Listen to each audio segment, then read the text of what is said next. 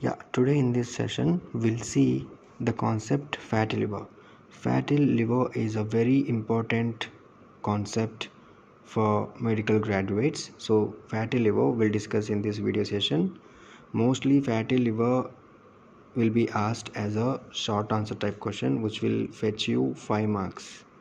Mostly 5 marks. This question alone will be asked as 5 marks short answer type question.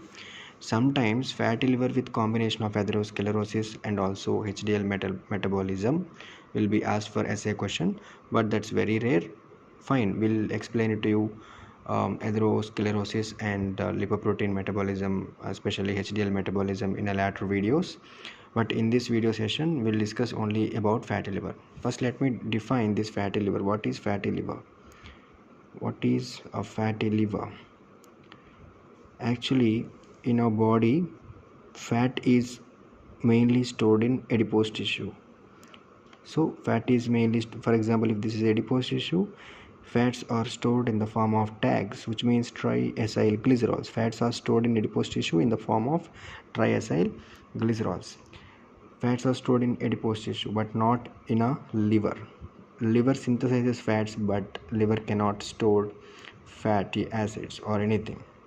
Liver sends the synthesized fats to the adipose tissue.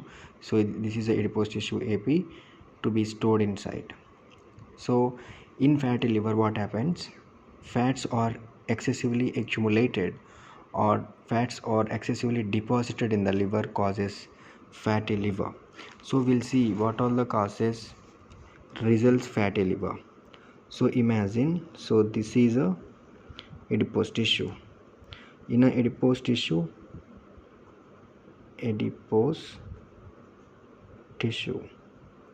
as I already told you, in adipose tissue fats are stored in the form of triacyl glycerols, which means one glycerol molecule backbone and 3 fatty acids, triacyl glycerol. So in this form fats are synthesized inside. So the stored triacyl glycerols will come out from the adipose tissue into the bloodstream as a fatty acids, free fatty acids will be mobilized from the adipose tissue to the blood circulation in the form of free fatty acids. When do they mobilize from the adipose tissue? See, in diabetes, and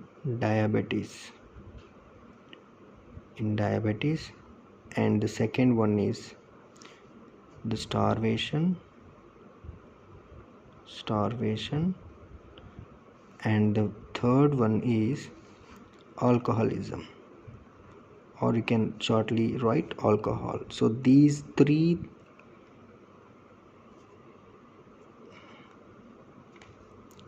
induces the mobilization of triacyl glycerols from the adipose tissue to the blood circulation.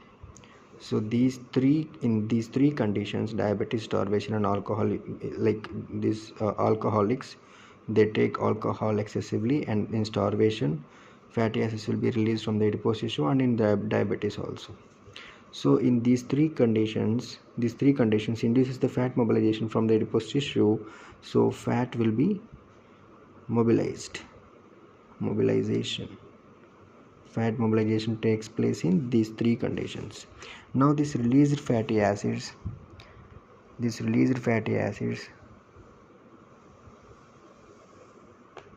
will enter into the liver.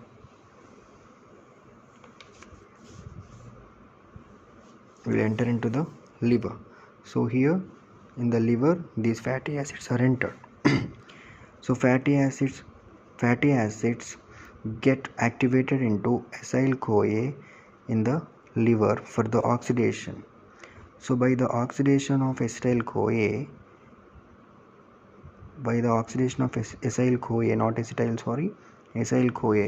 acyl-CoA is an activated form of fatty acid, will get energy from the acyl-CoA. If acyl-CoA gets oxidized, will get energy. But if if alcohol is there in our blood, this alcohol inhibits this process. Alcohol inhibits the process of acyl-CoA oxidation. It leads to acyl-CoA takes a direction into acyl-CoA is converted to diacylglycerol, because acyl-CoA is not going to be utilized by the beta oxidation since alcohol is inhibited here. So this acyl-CoA, unutilized acyl-CoA by the beta oxidation will be converted to diacylglycerol.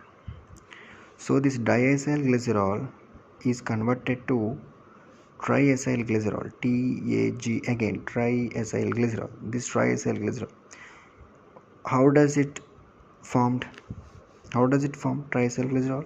So if you take high fat diet, the diet containing high fatty acids, the high fat diet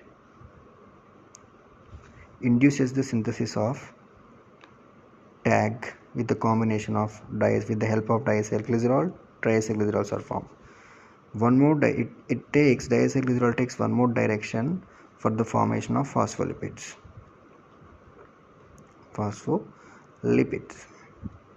But for the synthesis of phospholipid, we need a lipotropic factor called choline. Without choline, phospholipids will not be synthesized. So in choline deficiency, phospholipids will not be synthesized. Phospholipids are really required for synthesis of membrane for lipoproteins. So this diacylglycerol will be converted to triacylglycerol and also will be converted to phospholipids if choline is present.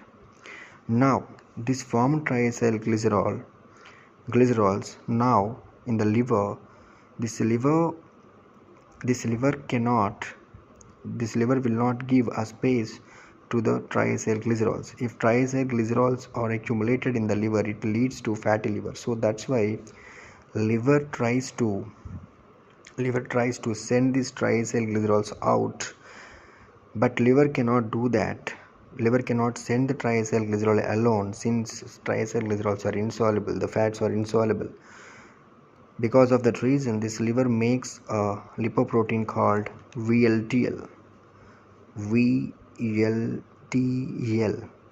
But VLDL membrane, see this line, this circle, this membrane needs phospholipids.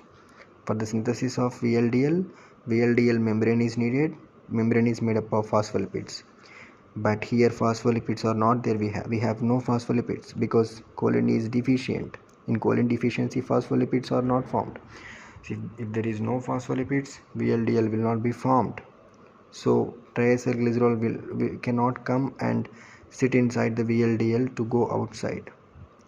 So at the same time, phospholipids will not be able to synthesize VLDL membrane in essential fatty acid deficiency, and at the same time VLDL needs apoprotein B. So this apoprotein B will come from protein biosynthesis, puromycin and carbon tetrachloride. These two drugs will inhibit the synthesis of protein and also inhibit the synthesis of ApoB. So ApoB will not be synthesized if these two drugs inhibited this protein biosynthesis. So totally VLDL will not be synthesized because phospholipids are absent, ApoB is absent. At the same time, we are taking high fat diet and also taking alcohol. So all these results, triacylglycerols accumulated and ultimately leads to fatty liver.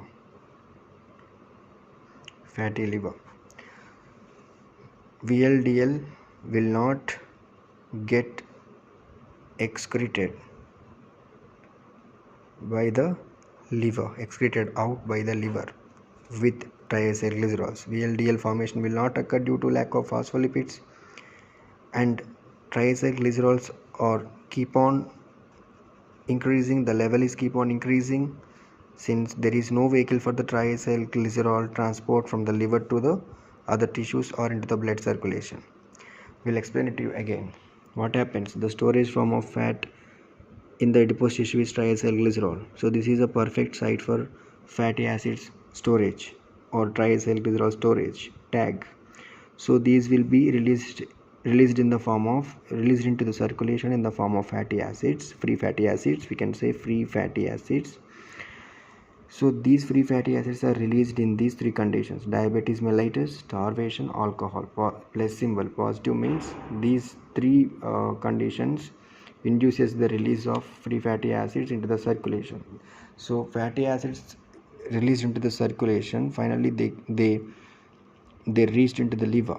Once they entered into the liver, acyl-CoA, in general, in healthy liver, acyl-CoA will be converted to acetyl-CoA via beta oxidation, but this oxidation will be inhibited by the alcohol intake. Alcohol inhibits the acyl-CoA oxidation. Since alcohol inhibits the acyl-CoA oxidation, this acyl-CoA is converted to diacylglycerol.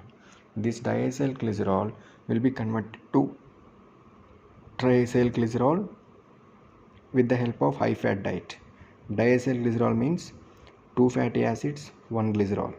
This diacylglycerol along with one more fatty acid from the high fat diet will be converted to triacylglycerol, and at the same time in one more direction, it takes one more direction and converts into phospholipids. But the phospholipid synthesis needs choline, which is a lipotropic factor, and if this choline is absent, phospholipids will not be formed or produced or synthesized. At the same time, in essential fatty acids deficiency also, phospholipid synthesis will not take place. This all leads to no phospholipids. But triacylglycerol synthesis is occurring over here.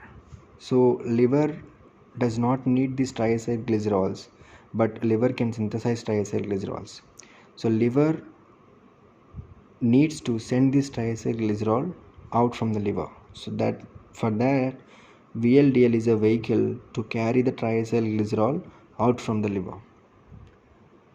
For that reason, VLDL is needed for transporting triacylglycerol, but the liver cannot make the VLDL because phospholipids are needed for the VLDL membrane synthesis, and ApoB is also needed for the peripheral protein on the surface of VLDL. Since the lack of phospholipids and ApoB, the reason is choline deficiency, phospholipids are not produced, and ApoB because puromycin carbon tetrachloride inhibiting the synthesis of protein, so ApoB is not formed, so VLDL synthesis will not occur. So no vehicle, no transportation of triacylglycerols via VLDL, so synthesis of VLDL does not take place. The accumulation of triglycerides increased, and finally accumulation of triacylglycerol in the liver, it's nothing but fatty liver. So this is what fatty liver is. If you draw this whole flow chart in an exam, you will get at least 2.5 to 3 marks. If it's asked as short answer, you will get 2.5 to 3 marks.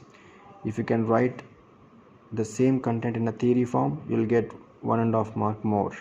Totally 2.5 and 1.5, at least 4.5 out of 5. So practice this whole flowchart and try to draw the same in an exam. Thank you.